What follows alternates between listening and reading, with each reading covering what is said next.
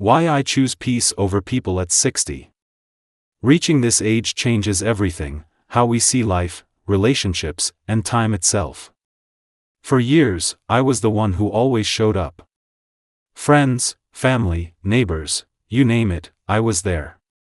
But as time passed, I learned a harsh truth: not every connection is worth the energy it takes to maintain. At 60, I've realized that letting go isn't about bitterness or resentment. It's about protecting my peace, valuing my time, and focusing on what truly matters. In this video, I'll share the life lessons that led me to this decision, how priorities shift, how relationships naturally change, and why solitude has become a source of joy rather than loneliness. If this message speaks to you, or even challenges your perspective, you're in the right place. Like this video, subscribe to Elder's Voice, and let's embrace the wisdom that comes with age. A friendly reminder.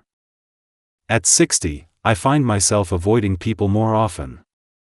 And it's not born from bitterness or a sudden dislike of humanity. Quite the opposite, actually.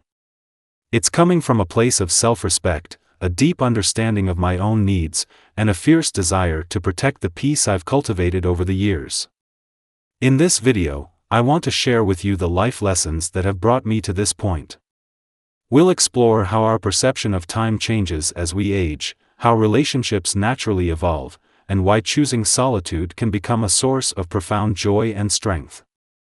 If any of this resonates with you, or even if it challenges your current thinking, you're in the right place.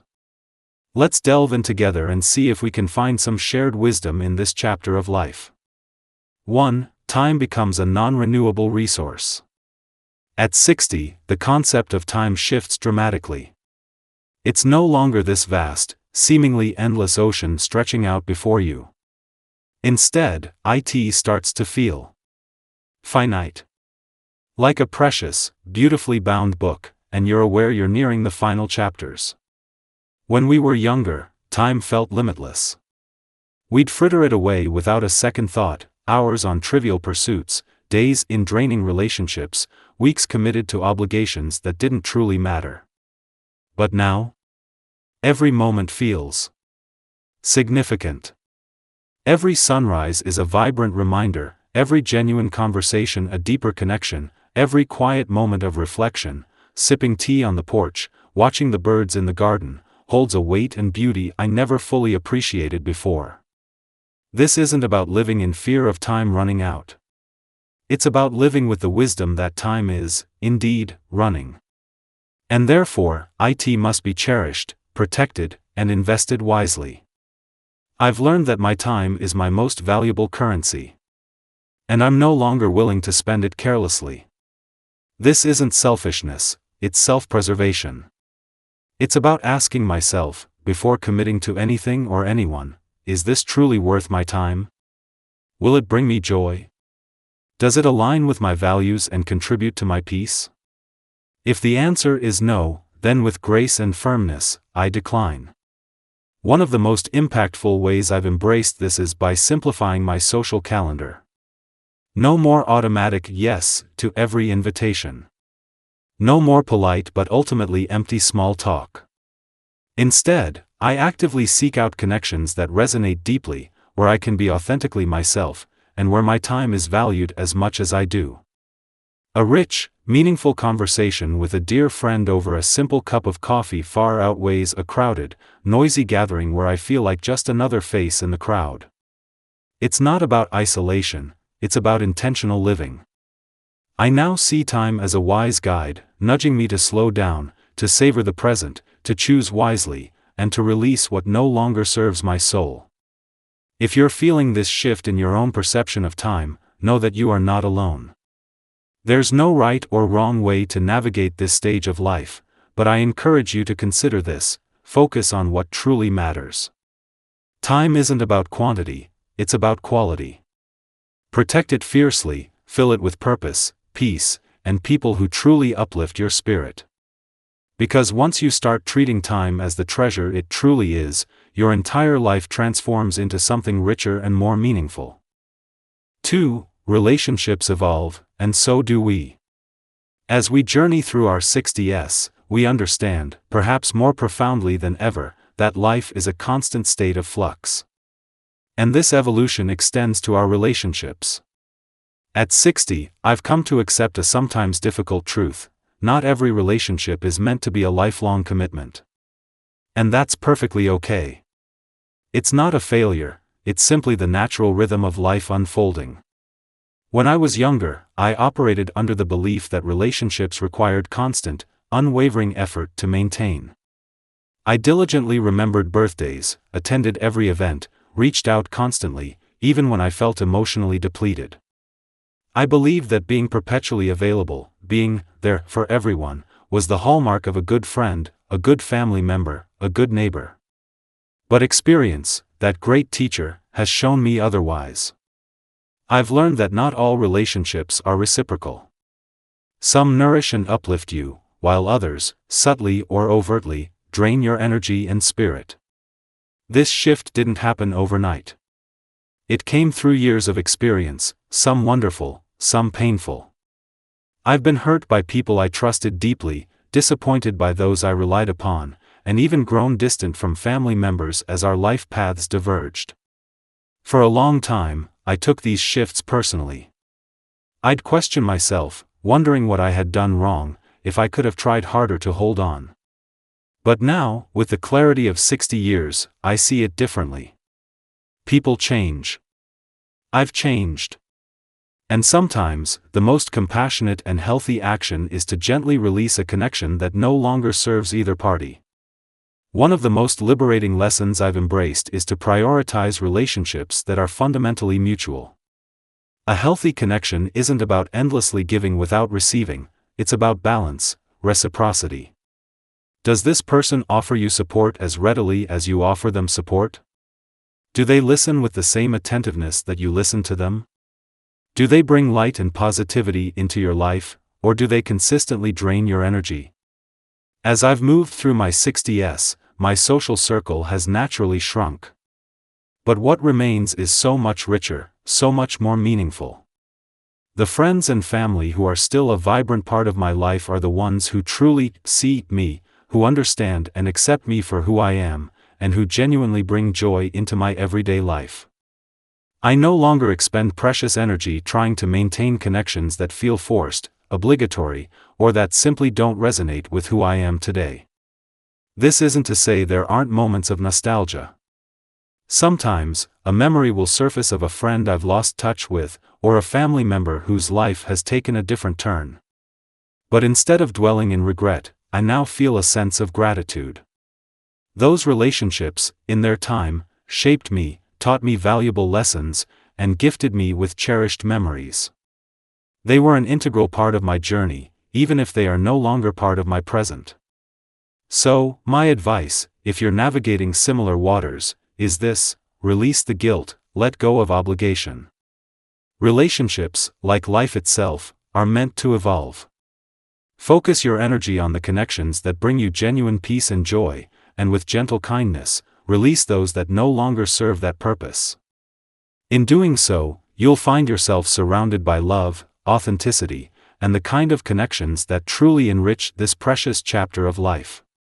3. Trust becomes more delicately woven. Trust. It's the invisible thread that binds us together in relationships, the foundation upon which meaningful connections are built. And at 60, I've come to understand that trust is not something to be given lightly, or indiscriminately. It's a precious and fragile bond, and when broken, it leaves scars that can take a long time, sometimes a lifetime, to heal. In my younger years, I was, perhaps, a little too trusting. I inherently believed in the fundamental goodness of people, in their well-meaning intentions. I offered my heart, my time, my loyalty with an open hand. And while this openness did lead to many beautiful and enriching relationships, it also, inevitably, brought its share of heartbreak and disappointment. Over the years, I've experienced the sting of betrayal from people I never imagined would hurt me. A friend who valued what I could do for them more than who I was.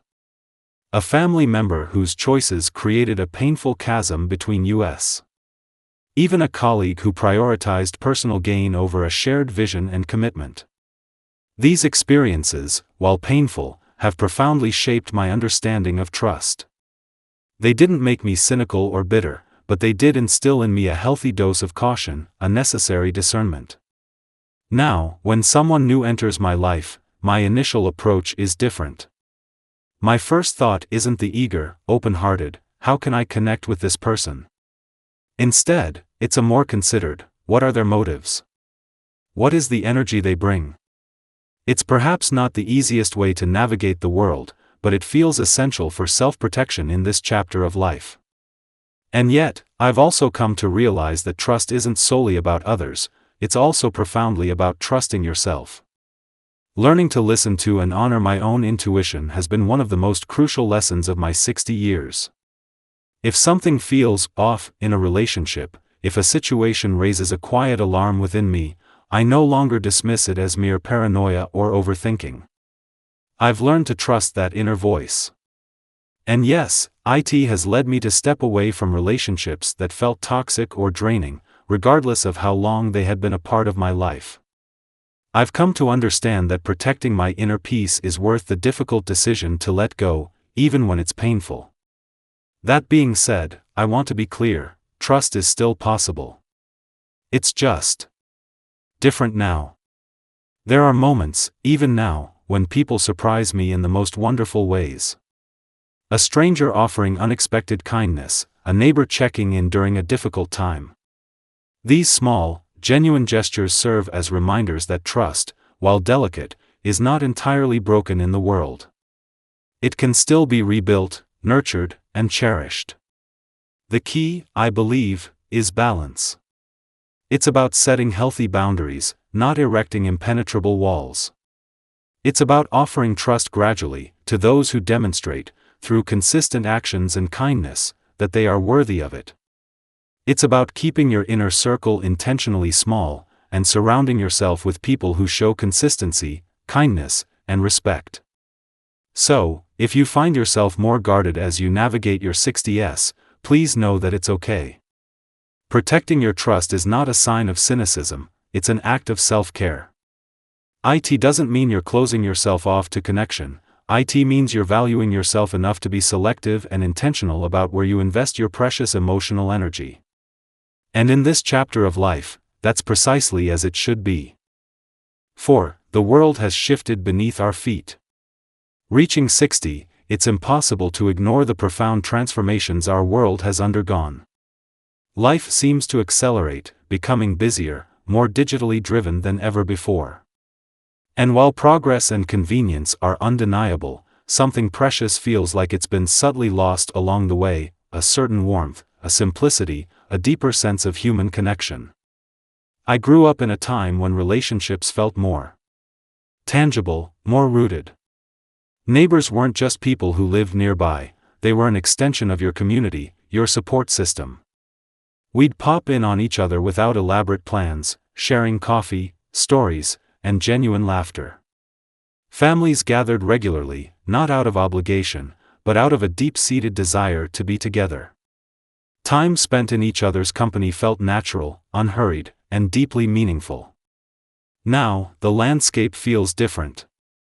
So many are caught in the relentless pursuit of success, juggling endless to-do lists, constantly striving to keep pace with the breakneck speed of modern life. Conversations, once heartfelt and lingering, have become brief, rushed exchanges, squeezed into fleeting moments between notifications and digital distractions. Even family time, often fragmented by geographical distance and competing demands, can feel strained. Technology, while undeniably a powerful tool and a blessing in many ways, has also played a role in this shift. I appreciate being able to video call my grandchildren who live far away, or reconnect with an old friend through social media. These tools offer incredible convenience, but they also, paradoxically, create subtle barriers. Nothing truly replaces the simple human experience of sitting across from someone, feeling their physical presence, hearing their voice unfiltered by a screen, sharing a moment of genuine, undistracted connection. Sometimes, I find myself yearning for the ease and simplicity of just being together, without the constant interruptions and digital noise of modern life. The relentless hum of technology can also feel overwhelming. A constant barrage of notifications, updates, and endless news cycles makes the world seem louder, more chaotic than ever before. And yet, paradoxically, despite all this hyperconnectivity, many of us feel more isolated, more disconnected than ever. It's a strange paradox. We have countless ways to stay in touch, yet genuine, meaningful connections often feel harder to cultivate and maintain. This isn't about resisting progress or romanticizing the past. Every era has its unique challenges, and every generation adapts in its own way. But at 60, I find myself valuing simplicity, authenticity, and genuine human connection more deeply than ever before. I consciously choose to step away from the digital noise, to intentionally disconnect from the constant rush, and to focus on what truly nourishes my soul: heartfelt conversations, meaningful relationships, and the quiet joy of shared moments in the real world. If you resonate with this feeling, know that it's perfectly okay to slow down. It's not about rejecting modern life entirely, it's about consciously choosing where to direct your precious energy. By intentionally stepping back from the relentless rush, we can actively protect and nurture those aspects of life that feel most authentic, most real, and most deeply meaningful. In a world that's constantly accelerating, seeking simplicity isn't about giving up, it's about holding on, with intention and grace, to what truly matters most. 5. Solitude, a friend, not a foe. Solitude and loneliness. Two words that are often mistakenly conflated, yet they represent vastly different inner landscapes. And understanding this distinction has been one of the most liberating discoveries of my 60s. Loneliness is an ache, a hollow feeling of emptiness that arises from a lack of connection, a yearning for something that feels missing. Solitude, on the other hand, is a conscious choice. It's an intentional embrace of space, a deliberate creation of time for peace, reflection, and inner renewal. It's not something to be feared or avoided, it's something to be actively cultivated and deeply embraced. In solitude, I've found a clarity of thought and a depth of understanding that are often elusive in the busyness and noise of daily life. There's a profound and quiet beauty to be found in simple, unhurried moments of stillness, sitting on my porch with a warm cup of tea, listening to the wind whisper through the trees, or watching the sun sink slowly below the horizon. These experiences aren't merely ways to pass the time, they actively enrich it, reminding me of the subtle, often overlooked joys that life quietly offers. Reflection on the past, too, has become a source of comfort and gentle wisdom during these moments of solitude. Instead of dwelling on past mistakes or missed opportunities with regret or self-criticism, I now use this quiet time to focus on the valuable lessons I've gleaned from those experiences, and to consciously recall the memories that bring me genuine happiness and gratitude. Solitude provides a safe and nurturing space to gently look inward, to make peace with the tapestry of my life as it has unfolded, and to cultivate a deep sense of gratitude for the person I have become, with all my imperfections and hard-earned wisdom. That's not to say that I've withdrawn from human connection entirely. Quite the opposite, in fact. Solitude has, paradoxically, helped me to appreciate my relationships even more deeply. It's allowed me to become more intentional about where I invest my social energy, to focus on nurturing truly meaningful connections rather than simply maintaining relationships out of obligation or habit. When I do choose to spend time with loved ones, I am far more present, more fully engaged, more consciously savoring the moments we share. Solitude has also been a powerful teacher in self-worth. It's easy to get caught up in the idea that being surrounded by people defines your worth, but the truth is, your value doesn't come from the size of your social circle, or the number of social engagements on your calendar. It comes from within, from knowing who you are and what truly matters to you. If you've ever felt a fear of being alone, I gently encourage you to reconsider that perspective. Solitude isn't a punishment, it's a gift. It's a chance to hear your own thoughts, to focus on what brings you peace, and to reconnect with yourself. The more you embrace it, the more you'll realize it's not a source of loneliness, but a wellspring of strength, clarity, and self-understanding. In the quiet embrace of solitude, you can find balance and joy. You can release the external distractions and pressures of the world, and intentionally focus, instead, on crafting a life that is deeply aligned with your authentic self. It's not about isolation, it's about conscious intention. And in those moments of stillness, you may well discover a deeper sense of fulfillment and contentment than you ever thought possible. 6. Why I choose to avoid people now. Choosing to avoid people, as I do more often in my 60s, isn't rooted in bitterness or resentment towards others. It's fundamentally about protecting my inner peace. Over the years, I've learned, often through hard-won experience, that not every connection is worth the energy it demands to maintain. And not every social obligation, no matter how ingrained or expected, truly deserves my precious time and emotional investment. This realization wasn't a sudden shift, it's been a gradual, unfolding understanding, built over decades of navigating relationships and life's complexities. For much of my younger life, I operated under the belief that being perpetually available was a virtue. I wanted to be the person others could always count on, the reliable friend, the helpful neighbor, the supportive family member. And while that desire to connect and contribute did bring me genuine joy for a time, it also, inevitably, left me feeling emotionally drained, stretched thin, and sometimes, resentful. I found myself giving too much of myself, too consistently, to relationships that weren't truly mutual, and to situations that didn't genuinely align with my deepest values. But life, in its wisdom, has a way of gently, and sometimes not so gently, teaching us where to draw healthy boundaries, even if those lessons take decades to fully absorb. I've experienced moments where my kindness was taken for granted, where my time was treated as if it had no inherent value. I ignored subtle red flags, often convincing myself that loyalty demanded I stay, even when a relationship or situation was subtly chipping away at my own happiness and well-being.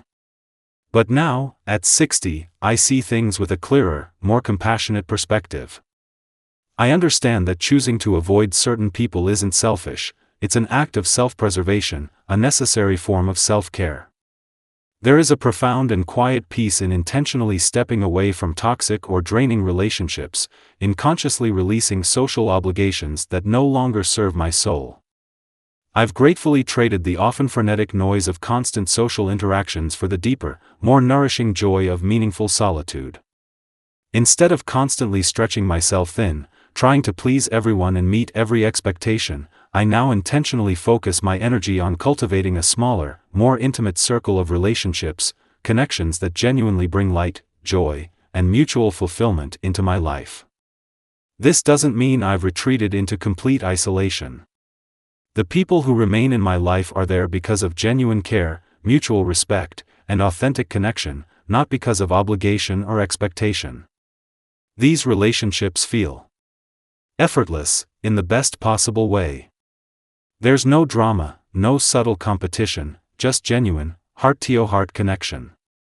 I also consciously avoid people who consistently bring negativity, drama, or a draining energy into my world, those who seem to thrive on conflict, who constantly complain without seeking solutions, or who rarely, if ever, ask about my well-being. These types of interactions no longer have a place in my life. I've learned, through experience, to prioritize my own emotional and mental well-being, even if that sometimes means saying no more often, or intentionally choosing the quiet solace of solitude over the often superficial company of others. Choosing to avoid certain people isn't about giving up on humanity or becoming misanthropic. It's about valuing myself enough to fiercely protect my inner peace. It's about consciously choosing relationships that uplift and nourish, rather than drain and deplete. And it's about intentionally seeking out moments and experiences that truly matter, that resonate with my soul, and that bring genuine, lasting joy. Life, in this precious chapter, feels far too short to waste on anything less than that. And in making these conscious choices, I've discovered a sense of freedom, contentment, and authentic happiness I didn't even know was possible.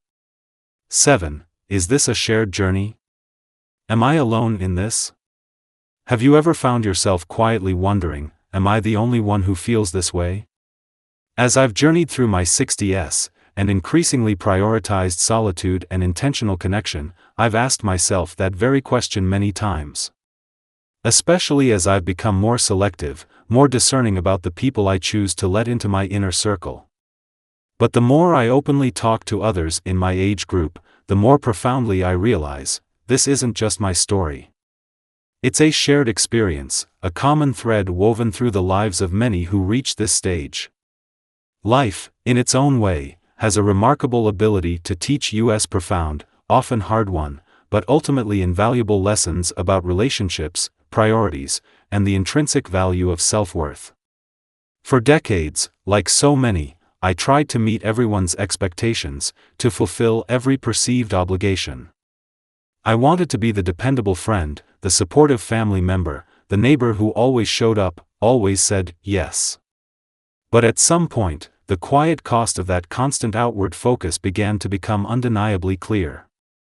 I realized I was pouring so much of my precious energy, my emotional resources, into others, that I was often left with very little for myself. And as I've had open and honest conversations with friends and peers in their 60s and beyond, I've discovered a strikingly similar theme resonating in their lives. Many of us reach a point, often around this time, where we simply no longer feel the same deep-seated need to be everything to everyone. We begin to consciously, intentionally, choose quality over mere quantity in our relationships.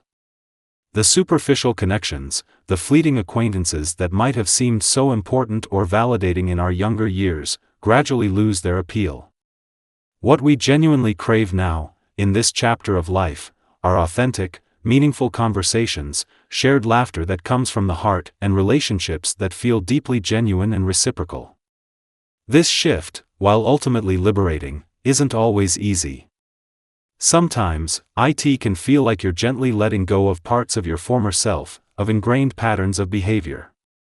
Saying no to people who have, perhaps for years, relied on your constant availability can initially feel uncomfortable, even selfish. But it's not. It's an act of self-preservation, a necessary step in prioritizing your own well-being and inner peace. The truth is, we simply cannot be everything to everyone, all the time. And attempting to do so, in the long run, only leads to emotional depletion and quiet resentment. By intentionally stepping back from draining or inauthentic connections, we actually create more space in our lives for relationships that truly nourish us, that uplift our spirits, and that resonate with our authentic selves. And here's the comforting truth that I've discovered: you are absolutely not alone in this journey. Many people in their 60s, 70s, and beyond are making similar conscious choices. It's not about pushing people away in a harsh or misanthropic way, it's about intentionally finding a deeper sense of inner peace and clarity. It's about prioritizing your own well-being, your own emotional and mental health, and consciously focusing your energy on what truly matters in this chapter of life.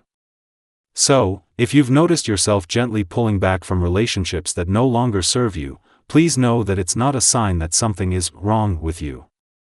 Quite the opposite, in fact. It's often a powerful sign that you are growing, evolving, and learning to deeply value your own precious time, your own limited energy, and your own authentic self. Letting go of what no longer brings you genuine joy and nourishment isn't an act of withdrawal, it's an act of courageous self-compassion.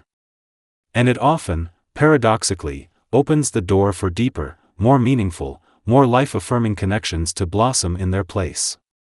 This stage of life, as I'm learning, isn't about the quantity of people you have in your corner, it's profoundly about the quality of those connections. And if any of this resonates with you, take comfort in knowing that you are, indeed, not alone. Together, in our 60s and beyond, we're collectively learning how to embrace a life that is simpler, more intentional, more deeply fulfilling, and unapologetically authentic. 8. Embracing this new chapter with open arms. Life, as I've come to deeply understand, isn't really about endings. It's about a continuous unfolding, a constant cycle of beginnings and transformations. Every chapter, every decade, brings its own unique set of lessons, challenges, and, yes, unexpected joys. At 60, I've found that this particular stage of life is far less about proving myself to the external world, and far more about gently, gratefully, embracing the person I have become, through all the twists and turns of the journey. It's about consciously letting go of what no longer serves my soul, and intentionally focusing on what truly nourishes me, what brings me peace, and what resonates with my authentic self. There's a quiet, profound freedom that blossoms from this realization. When we are younger, there's often a sense of urgency, a constant feeling of rushing, striving, achieving, doing more, constantly trying to meet external expectations, real or perceived. We're often driven by the ingrained belief that the future holds an endless array of possibilities, so we keep chasing, keep striving, keep pushing. But as time gracefully marches on, we begin to understand, at a deeper level, that it is the present moment, this very breath, this very day, that truly holds the essence of life. This chapter of my 60s, for me, is profoundly about simplicity. It's about intentionally cultivating and appreciating the quiet joy found in the seemingly little things, watching the soft morning sunlight stream through my window, sharing a moment of genuine laughter with a loved one, savoring the quiet comfort of a favorite armchair with a good book. These moments, often overlooked in the rush of younger years, may seem outwardly small, but they hold a depth of meaning that's often hard to articulate. They serve as gentle, constant reminders that life's most precious treasures are often found, not in grand achievements or external accolades, but in its simplest, most readily available pleasures. It's also, very much, a time for gentle reflection. Looking back over the landscape of my 60 years, I see my life not as a linear progression of achievements, but as a rich and complex tapestry woven from countless experiences, some exquisitely beautiful, some undeniably painful, but all, in their own way, deeply meaningful and formative. Reflection, in this chapter, allows me to honor those experiences, to acknowledge their impact, without clinging to them with regret or sentimentality. It's not about dwelling in the past, it's about gratefully appreciating the invaluable lessons the past has gifted me, wisdom hard-earned and deeply integrated. But this chapter of life isn't solely about looking back with gentle reflection, it's also, surprisingly, about looking forward with a quiet sense of excitement and anticipation. There's a subtle, yet powerful, joy in knowing that there is still time to create, to learn, to explore, to grow, to deepen. Whether it's finally trying that new hobby I've always been curious about, nurturing my garden with mindful attention, or simply taking unhurried time to truly appreciate the beauty of the present moment, this stage of life, I'm discovering, offers its own unique and often underestimated possibilities. And what makes this chapter truly, exquisitely beautiful, is the profound sense of freedom it brings. It's the freedom to confidently say no to things that drain my energy and spirit, and to wholeheartedly say yes to those things that bring me genuine peace, joy, and fulfillment. It's the courage to live more authentically, more unapologetically myself, without the constant worry of external judgment or the relentless pressure to meet others' expectations. And it's, perhaps most importantly, the deeply comforting realization that simply being, in this moment, in this chapter, is profoundly enough. If you find yourself navigating this same stage of life, I gently encourage you to embrace it fully, with open arms and a grateful heart. Let go of the external noise, the relentless rush, the pressure to do and achieve, and intentionally focus, instead, on those things that bring you genuine, lasting joy. Life, in our 60s and beyond, doesn't have to be perfect to be deeply meaningful. Sometimes, in fact, the most peaceful and fulfilling moments arise when we consciously stop chasing external validation, and simply begin to deeply appreciate the quiet beauty and inherent richness of the present moment. This chapter, this precious time, is ours to intentionally write. So, let's make it a chapter defined by simplicity, gratitude, authentic connection, and a deep, abiding sense of genuine happiness. In closing, choosing to avoid people more often in this chapter of life isn't about shutting the world out in bitterness or resentment. It's fundamentally about protecting the inner peace we've worked so diligently, over so many years, to cultivate and cherish. Life at 60 is a precious opportunity to consciously focus on what truly matters, nurturing meaningful relationships, savoring quiet moments of joy and reflection, and cultivating a deep and lasting sense of inner calm. It's not about regret or withdrawal, it's about living with intention, with grace, and with a deep sense of self-compassion. This chapter is a time to gently release toxic connections, unnecessary obligations, and the relentless pressure to meet external expectations that no longer serve our souls. Instead, it's about intentionally embracing simplicity, authenticity, and a profound sense of gratitude for the journey we've traveled and the wisdom we've gained. The journey to 60 has undoubtedly been filled with a myriad of lessons, some joyful, some undeniably painful, but all, in retrospect, deeply valuable, leading us, ultimately, to a place of greater clarity, deeper self-understanding, and a more profound sense of inner fulfillment. If you've been feeling a similar quiet shift within yourself, please remember this: it's absolutely okay to consciously choose peace over chaos. It's not selfish to prioritize your own well-being. Life's true and lasting richness, in this chapter and all others, comes not from the quantity of our commitments or connections, but from the quality of our days, and the depth of our inner peace. Let this be the chapter where you live boldly, love deeply, savor every precious moment, and unapologetically choose your own well-being as a guiding principle. Don't forget to like and subscribe. A friendly reminder.